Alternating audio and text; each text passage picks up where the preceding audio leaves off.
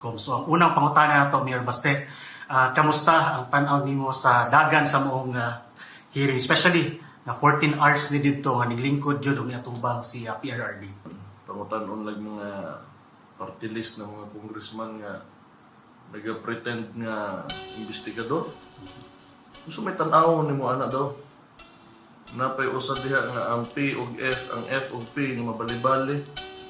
Ito si Fernandez.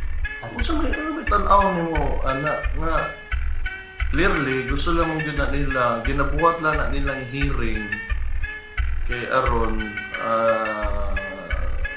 to give a bad reputation ba sa kang PRD katong iyang platform sa war on drugs. Hindi man po yun na mo succeed na ilahang kuan. I think it's more of they are trying to divert the attention of people on the real issues.